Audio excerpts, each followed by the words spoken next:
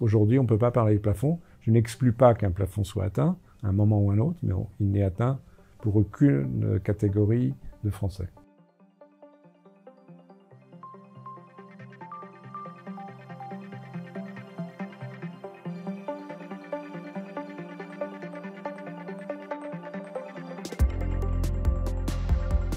On ne peut pas dire qu'ils ne sont pas à risque. Ils sont bien sûr beaucoup moins à risque que ne le sont les personnes très âgées ou moyennement âgées, ou certaines personnes qui ont telle ou telle maladie chronique, mais il existe un risque de complications du Covid, de façon très rare, mais qui existe quand même. Ce sont ce qu'on appelle les PIMS, donc des maladies inflammatoires déclenchées par le virus, qui durent quelques jours, mais qui peuvent être sérieuses chez les enfants, les adolescents, les jeunes adultes, notamment qui touchent le cœur.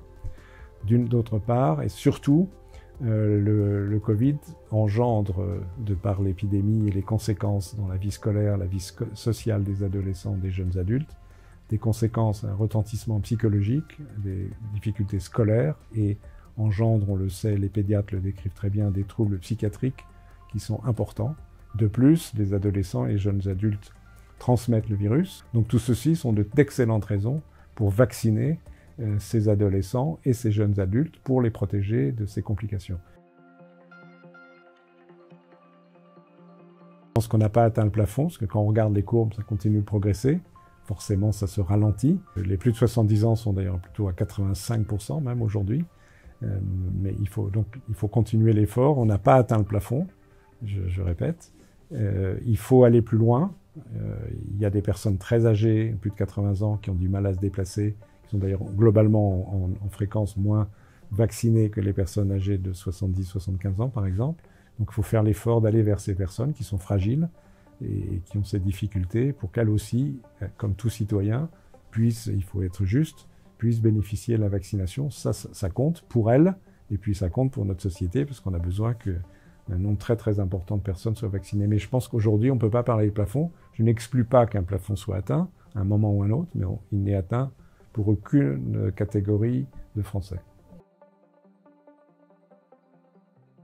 Bien sûr, plus tôt il serait arrivé, mieux c'est, puisque c'est important dans la mesure où c'est une autre classe de vaccins, une troisième classe de vaccins. On a les vaccins ARN messagers qui sont formidables, vraiment extraordinaires. Les vaccins à adénovirus qui sont intéressants, qui sont efficaces et qui nous aident beaucoup. Heureusement qu'on les a. Et le Sanofi, c'est une troisième classe de vaccins, en fait plus traditionnelle, qui est fondée sur une protéine du virus, la spike, avec un adjuvant. Les choses avancent. On sait que les premiers essais cliniques ont abouti, sont positifs. Donc des essais dits de phase 3 qui testent l'efficacité en même temps que la sécurité sont en cours. Et donc si les choses se passent bien, on pourra disposer de ce type de vaccin en fin d'année.